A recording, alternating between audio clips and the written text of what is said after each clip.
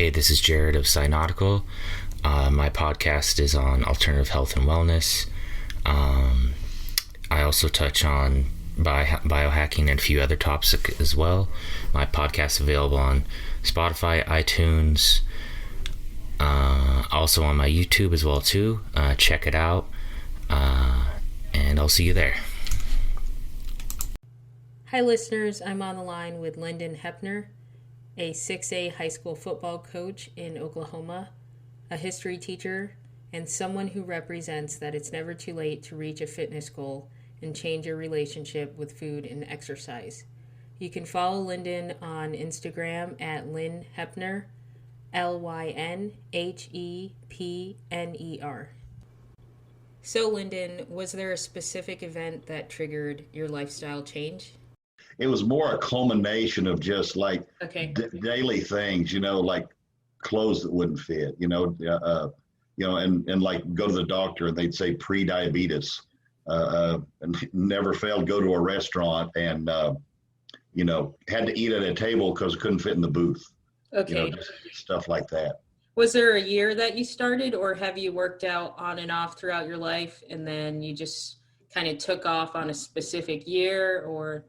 Well, I can't really point to a year. I coach, and that takes up a lot of times. You can't work out and watch a workout.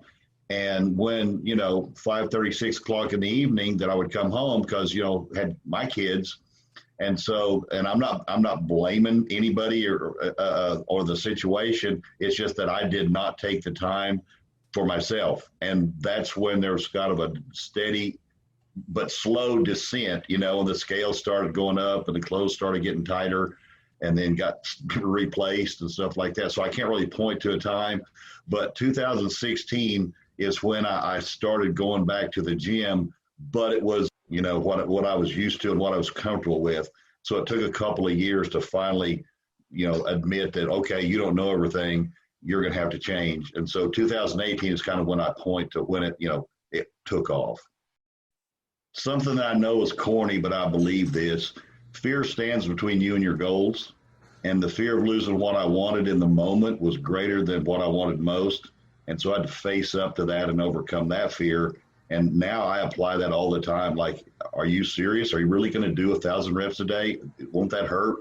Shouldn't you be afraid of that? No, just power through it. That's kind of an underlying or overriding attitude that I have to remind myself to do. But it tends to work.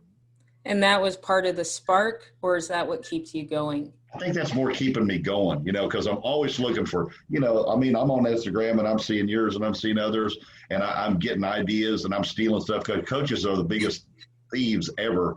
We'll steal something and act like it's ours. So just a culmination of, years of this and trying to put it together and find out what works and what doesn't.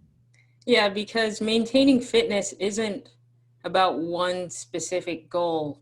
After a while, there will be a series of things, and sometimes you can't just pinpoint one answer. Exactly. Have you found that to be true? Exactly. I mean, it kind of changes, and just when you think, people, my brother-in-law said, well, what are you aiming for? What is your goal? And I go, I'm never satisfied. And I don't like that to sound like anything wrong, but like you said, it's ever changing. And then once you reach a milestone or a point, well, then now that's in the rearview mirror. Let's go for something else. Exactly. And then your new starting point is better than your previous starting point. So you're just building on top of what you've already accomplished. Exactly. So you're a history teacher and a football coach. So have you always done both together, or what do you focus on more prominently of the two? Well, I was raised on a ranch in northwestern Oklahoma, and it wasn't for me. My dad said, boy, you ought to go to college. And I did. And so I left the farm, left the ranch, and I became a teacher. I wanted to coach. And the only way you can coach to get into high school coaching is that you got to teach, right? And I love it. I am hired to be a teacher, okay?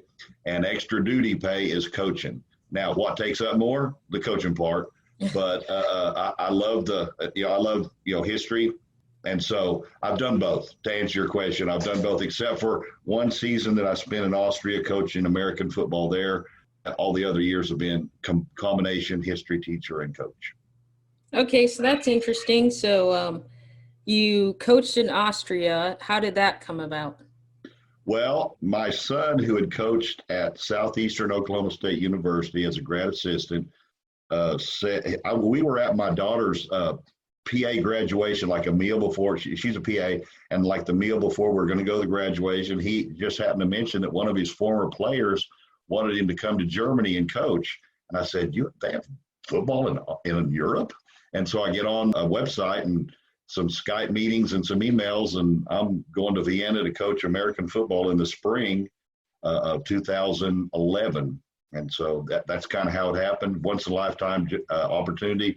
I loved it. I'd like to go back sometime. That's kind of how it happened. That's really cool. So how in demand is American football coaching, and how popular is American football in Austria? And they have teams from Sweden to Italy. I always, and this is not a slam or anything, but I always say, football in Europe is treated kind of like soccer was in America about 20 years ago, where it's like, what is this sport? And maybe 30, it depends on the area, you know what I'm saying? But its popularity, it's edged out by soccer. Most of our football games were actually played on soccer fields that had to be remarked for football. So the popularity isn't just overwhelming. It has pockets, but great opportunity, and it was really fun.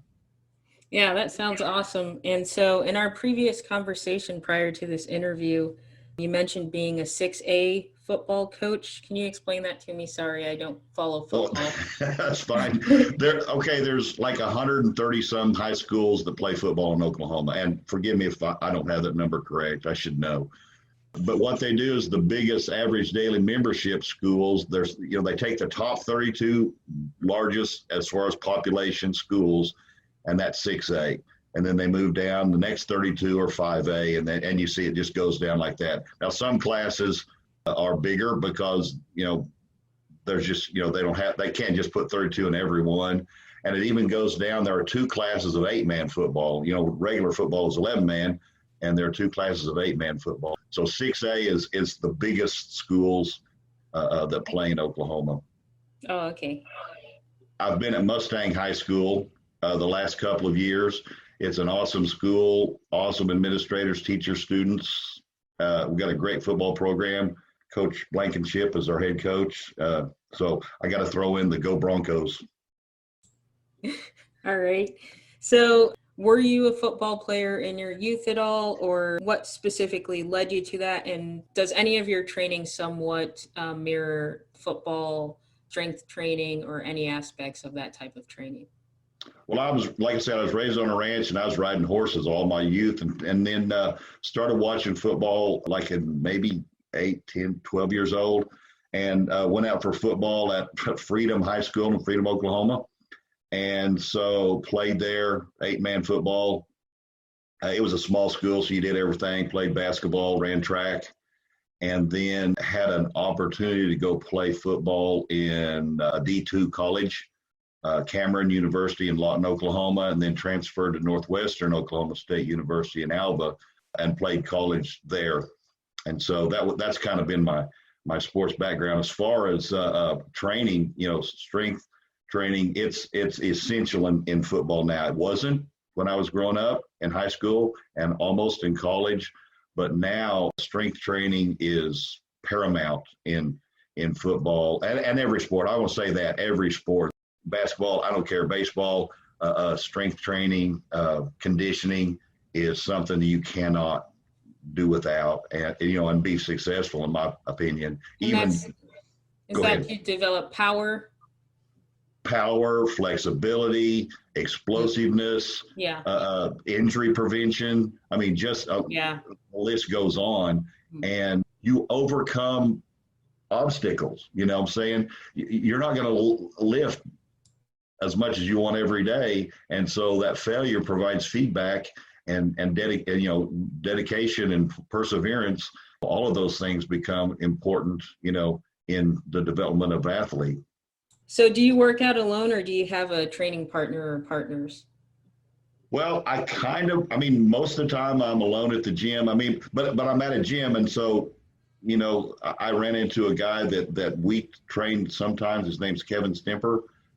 We train a lot together, but I have a training partner that's also my best friend, Susan, my wife of 41 years. Lately, we've been training together as much as possible, so that's really cool.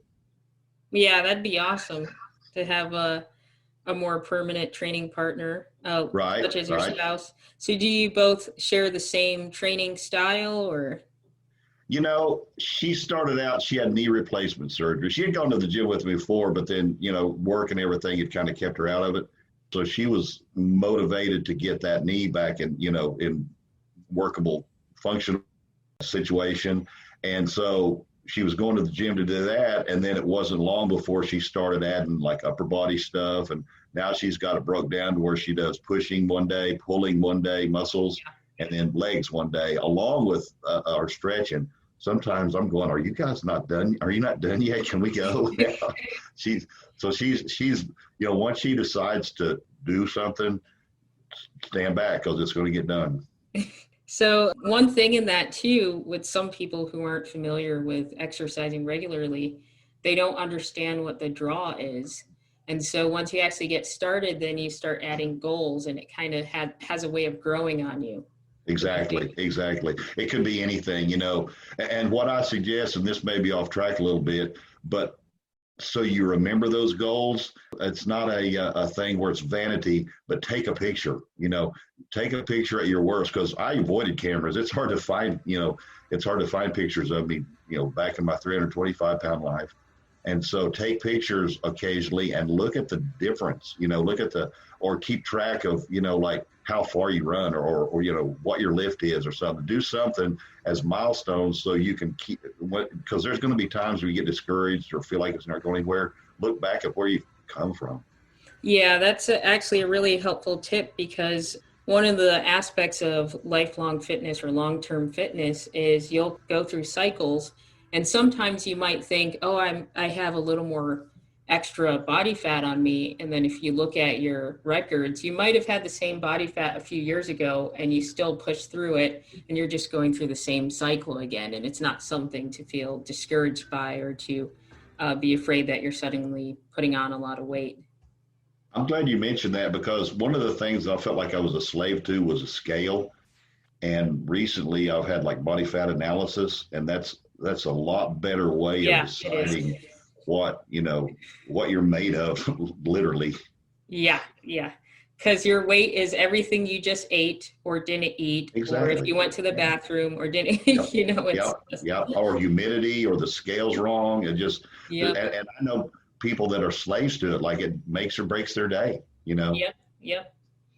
Yeah, checking body fat is so important. And other than that, measurements, I mostly just do circumference measurements. Mm-hmm, mm-hmm. And if I'm really messing up, I might get my body fat checked, but that's not right. Well, if nothing else, just how do your pants fit? Is a good. But I've from what I lost 120 pounds and I've gained some back, but I want to know what that gain is, and so I have body fat. I was having it like every 3 months, and COVID has kind of stopped that. So I'm hearing that DEXA scan is the next thing, like the gold thing. So I'm gonna get one of those one of these days and I'm trying to keep my body fat around 15% or under, and it's been that way. So if this gain is what I want it to be, it'll stay there or get better. You might be able to get a free one at a local university. Yes, yeah. So I wonder if OU would do that. OU or OU. So what is your overall philosophy for example, fat loss, muscle gain, or maintenance? We may have kind of covered it just now, but do you have an overall philosophy on training and nutrition? Well, I know this. It's paramount. The diet, the nutrition is paramount. If you're going to have weight loss, you can't outwork. You can't go and do a really hard workout and then go have, like I used to have 5 hamburgers on the way home. You can't do that. You can't outwork bad dietary habits. And I shy away from the word diet because it becomes a lifestyle, and everybody's different. My journey may not be what somebody else's is, but as far as fat loss, it's protein, Yeah. and lean, you pick it. I don't care. It can be, even if you're vegetarian, you can find protein, and then non-starchy vegetables, maybe not the ones you'd gravitate to like French fries and mashed potatoes, but non-starchy vegetables and a little fat along the way, and then find ways to be satisfied with that, and then step back because it's going to start happening. So maybe not at first you will see the improvement that you want, and then again you may see great improvement and then it leveled off later. But consistency is the key to that. And I know people have what they call like cheat days. Mm-hmm. I would shy away from those until you hit a pretty good like not stopping point, but like a goal, because cheat days can turn into cheat weekends, and weekends can ruin a whole week of work. It's just and then why are you going to work so hard and then throw it all away with a cheesecake or whatever, so I mean, so I'm not saying don't do it, but do it as a reward, like when you reach a certain a goal. I totally agree with that, because you have to develop discipline first. And if the way you gained weight was through having difficulty disciplining your eating habits, then you have to develop that first. Exactly. Prior to jumping right back into it. Exactly. So do you follow an overall philosophy for all stages, fat loss, muscle gain, and maintenance in terms of nutrition? Well, I haven't hit maintenance yet, so I'm still researching that. Muscle gain, I think, is pretty standard. And I've talked to people, the goal is kind of a gram of protein for every pound of body weight. But like my normal meal is 3 bites of protein, 1 bite of non-starchy vegetables, repeat until it's over. 5 to 6 small meals a day, and try to get 30 to 40 grams of protein. And I know the standard is 30 grams every 3 hours, but I have some questions about that I'm going to talk to a nutritionist about. But I think the key is protein for so many reasons. And then of course you got to have some carbs. Okay. And do you feel satiated and energetic for your workouts based on how you're eating now? I do, but you also got to rest. You know what I'm saying? You can't stay up till 2 a.m. and then I get up at 4:30 and I work out at 5. So it fits the old person lifestyle. I'm going to bed. It bothers me with this daylight savings time, because sometimes I'm headed to bed and it's still kind of light outside. But you got to make some investments to get some dividends, and that's where I do it. It's like a clean diet and plenty of rest, and you gotta hydrate. So are you saying that older people have an advantage on everyone else? Yeah, I'm gonna call it that. Yeah. So we go to the all-you-can-eat buffet at 4:30, and then we go to bed at 9. Okay, let's not go to the all-you-can-eat buffet. Yeah, that would be good. That got us in trouble. So the current phase of your weight loss journey started in 2016.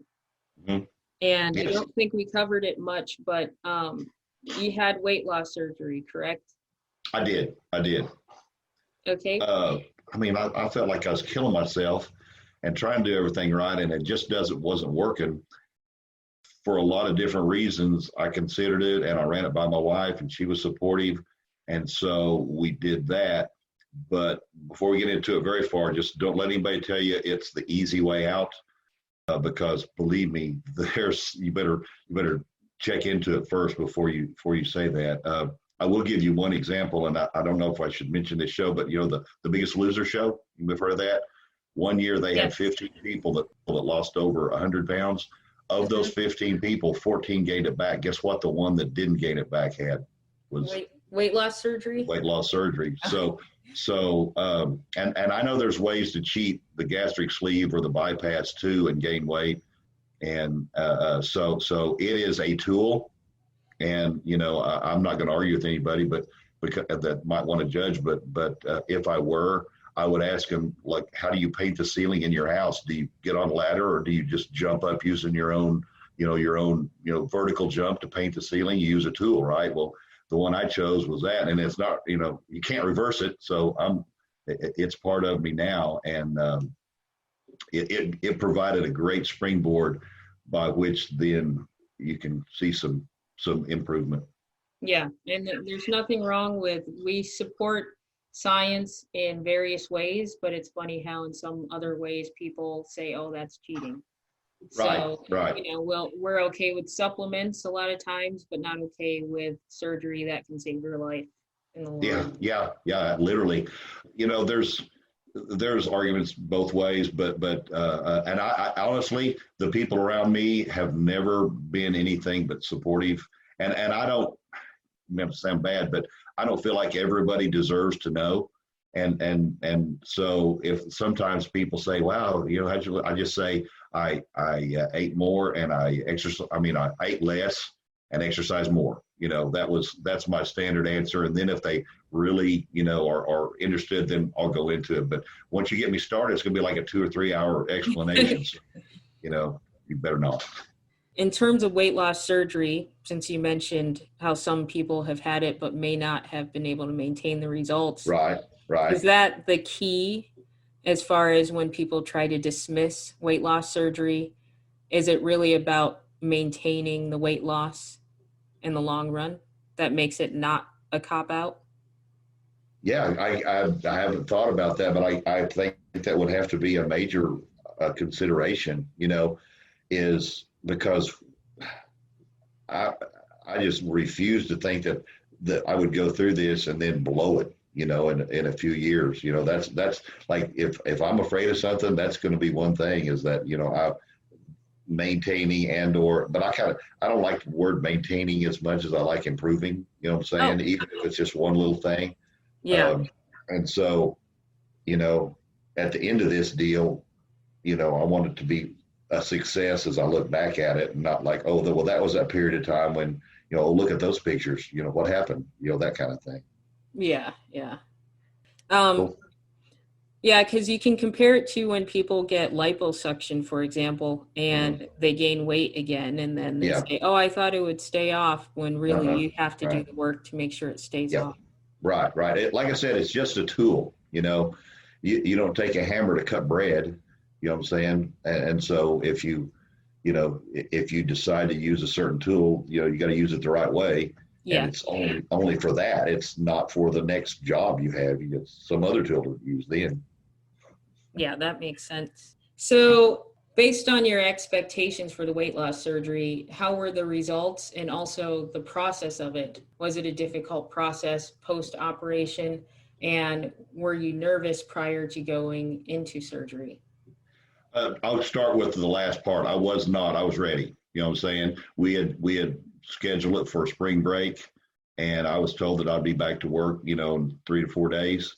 And so, by the way, it's called Weight Wise in Edmond, Oklahoma. They do a heck of a job. They do like counseling and support group. They don't just do it and then let you go. You know what I'm saying? It's within the country. It was 5 miles down the road. So anywhere in Oklahoma or wherever you can go there. But anyway, the process is a surgery. They go in and basically your stomach's shaped like a J or an S, right? Well, when they do the sleeve, now it's shaped like a sleeve. It's smaller, and along with it, there's less ghrelin in there, which causes hunger, and you can't hold as much. And my whole being, when I went in to do this and check into it, the psychologist asked me, like, why do you want to do this? And I said, I want some way that you can't rationalize eating too much. Well, believe me, if you eat too much with this, it's coming right back up. And so that's one of the things that keeps you, on track. Okay. So now, I do have a question about that. So I can understand the stomach possibly expanding again, but what about the ghrelin you mentioned? So does that regenerate, or does that increase again if you eat too much?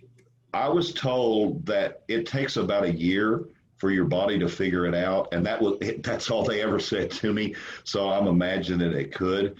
As it is, from March 2018 to now, I have found that I still, I get hungry, but it doesn't take as much to satisfy that hunger. Okay. So it plays right into the whole, small meals thing. Couldn't eat a big meal. And you don't want to either, right? Because No. No. Here's the deal. You still have head hunger. You still want to. You know what I'm saying? Oh, okay. That's where the discipline comes in that you mentioned earlier. You've got to realize that here, and I'll say it again. What I want now can't override what I want most. That's a good phrase. I'm going to have to keep that one.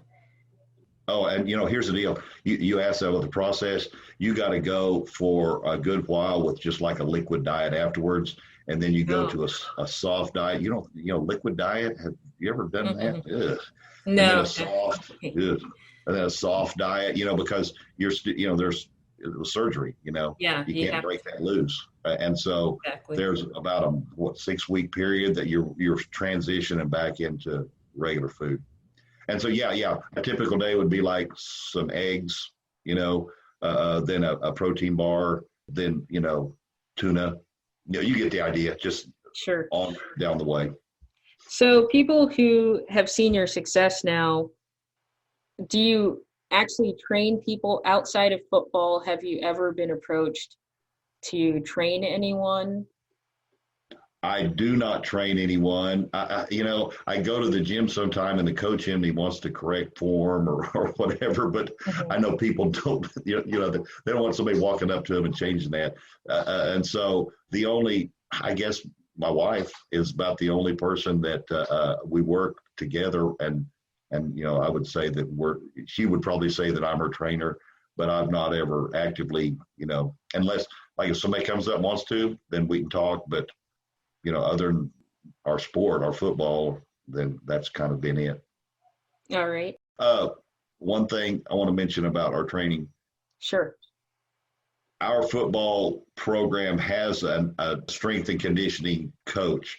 So I follow his recommendations, his plan while I'm there. And honestly, what we do for the kids is beneficial and is lifelong.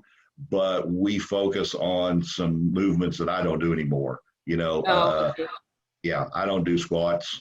I do a lot of leg exercises, but squats for different reasons, knee surgeries and stuff, I don't do. And we center a lot of stuff around power cleans. And so, I just don't feel the need to do those as much. They're still good, and I wouldn't tell you not to do either one of those.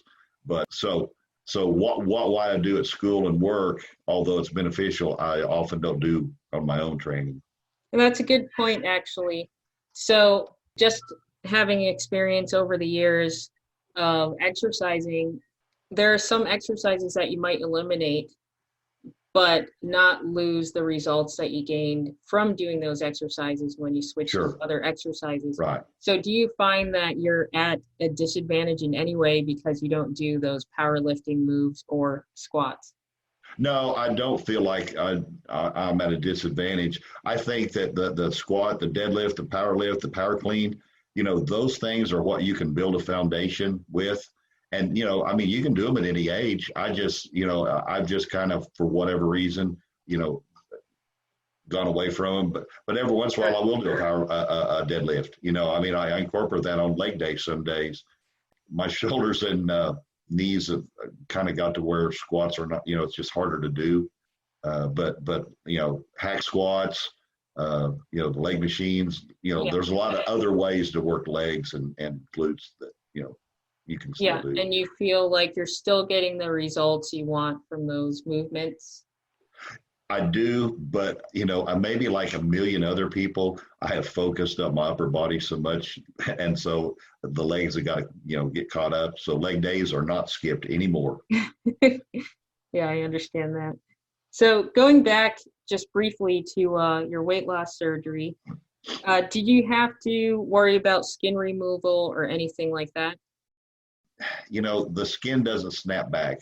For my age, it didn't. It might some people, but it didn't snap back. So it was a constant reminder that you have run a mile, or no, you've run 10 miles, so 10 feet from the finish line on this mile, but you haven't finished. It just, to me, it was the culmination of the journey. You know what I'm saying? I got to get rid of this excess skin. You know, it's hanging around my waist. Every night I get up and, you know, whatever. It's, you know, I just knew it was there. So although I'd lost the weight, I considered it like, you know, running a mile and stopping a few yards from the finish line. You know, this has got to happen too, you know, for the whole, you know, it was the whole package to complete it. Okay. Well, I'm glad you're able to get that done. I have heard of people who lose a lot of weight or get weight loss surgery and they have that excess skin. Yeah. The one surgery was covered by our insurance program in Oklahoma. The gastric sleeve, the skin removal is not. We went to Dr. Sawan in Edmond, Oklahoma, which I would recommend highly, and got it done. Yeah, well, you know, feeling good in your own skin can really affect your mood. So I imagine, definitely. Yeah, you needed to take care of that to stay motivated and to not, you know, feel down. And given your weight loss surgery, you made so much progress with that. But then when you have the excess skin staying there, I imagine it'll still affect your mood. Exactly. You have said it exactly right. It's just, you know, like, okay, it's one step, but we're not done yet. You know what I'm saying? Now, here's the deal. I waited a year because, I mean, you wouldn't want to do this and then lose more or, you know, whatever. And so you don't want to make that, you don't want to do that quick. You know what I'm saying? After you've lost like where your goal is, then you want to see, you know, settle in, so to speak, and make sure that there's not going to be any more loss or whatever. And then of course, the next thing is make sure you don't fall back into old habits and ruin the process. So you're a history teacher, a football coach. You made a major change in your nutrition and exercise habits back in 2016. And if you don't mind my asking, how old are you? So the listeners know that, you know, it's never too late to reach their fitness goals. I'm 64. I'll be 65 in May. Yeah, so that tells me that I have no excuse, at least for the next 30 years. I have to keep going. So there you go. Yeah, people like you always remind me when I feel like, you know, am I going to suddenly gain weight when I'm 40 or something? I'm like, well, no, I don't have an excuse because look at him. You know, right. So people like you are really important, especially the fact that you started, well, you started this portion of your fitness journey very recently, and you're still able to make progress and maintain it. So that's really important for people to see examples of that, so they can't make any excuses, but not just for that reason, but so they know it's possible. Right. I've seen a T-shirt that says, let me see if I can get this right. You don't lifting weights because you get old. You get old because you quit lifting weights. Yep. Yeah, that makes sense. I can quote T-shirts all day. Yeah. So in our brief talk before this interview, you mentioned that you do short rest periods, and you also practice what's called EMOM, which is every minute on the minute cardio. So how does that type of training, how do you keep energy for that type of training? And if you have short rest periods during weight training, how do you, stay energetic for that day in and day out as far as what your weekly training routine might be? Okay, well, the every minute on the minute was kind of a transition from my weight loss where I wasn't doing, I had to suspend actual weight training. And so I was basically doing cardio. And so I kind of negotiated, well, can I do EMOM, which is, weight training, and it's also cardio to me. There may be people that argue that, but it was a transition from, like I said, cardio to weight training, which incorporated both, I thought. So that's why I did it. And, as far as energy levels, I guess I've got my macros about right and my rest and everything, because, you want to leave a workout feeling like you've done something, but you want to leave a workout wanting to do it again. I feel sorry for somebody that thinks they're going to catch up after years of inactivity and they're going to do it in a week or one day. And then pretty soon they quit going, and that gym membership is just, how much ever money a month that you're not using anymore. And so, and here's another deal. Unless you're training for, the Olympics or whatever, you can pretty much set however you want to do it. Don't let somebody else's program, don't let mine or anybody else's, run it. If you want to wait one song on your workout playlist, get them earbuds in and, lift, and then wait a song till you do the next set, or whatever. Okay. Your rest periods during training have not worn you out or anything like that. You're still able to maintain energy Right. with short rest periods. And Yeah. about how long are those rest periods? Well, I have stations where I let rest 30 seconds, like I'll do like 4 or 5 sets, 30 seconds rest, and might be 15 to 30 reps for each set, and rest 30 seconds in between. And then on heavier days, then it may be a 3-minute rest, between like a heavy bench or heavy deadlift or something like that. So they kind of vary. But what I was saying, you don't want to leave just, if it finds you on the floor of the gym or throwing up, then you're not resting enough. You need to, realize that in this case, it's a marathon, the consistency and staying with it. And so you don't want to dread it. You don't want to hate it. The message overall is listen to your body, but also make it maybe practical so you can keep. Yeah. And stay with it. You know what I'm saying? It's consistency. It's the day after day thing. You're not going to get it in one day. You're not going to lose it in one day. You know what I'm saying? Yeah, that's true. But it's just like consistency. And it's those days that, you may not feel like it. I mean, 4:30 in the morning sometimes ain't right. You just don't want to get up and do it. But, just you need to get where you feel worse if you lay back down. And I also have a scenario in the morning. I give myself 5 seconds, 5, 4, 3, 2, boom, you're up. And by the time you're up, you tell yourself that you're going to have a good day, so it's already been decided. So get after it. What are your future fitness goals at the moment? Well, short term, I want to win at something every day. One lift, one goal, one something, win today. Long term, I want to be healthy enough to enjoy my grandkids. I want to look good in my clothes and maybe at the beach. And anybody that wants help, I'd like to help them achieve their personal goals, but I'm not going to push myself on somebody to do that. Understand. So that kind of makes sense. All right. So Lyndon, I'm so happy you were able to speak with me. You're an inspiration, and I know that I have to keep going for at least another 30 years. Yes, at 40. You. Well, I'll be checking in on you. All right. Well, hopefully we'll have you on again, and you could give us more information on your training, and we can keep in touch. Cool. I'd love to. Thank you. All right. You're welcome.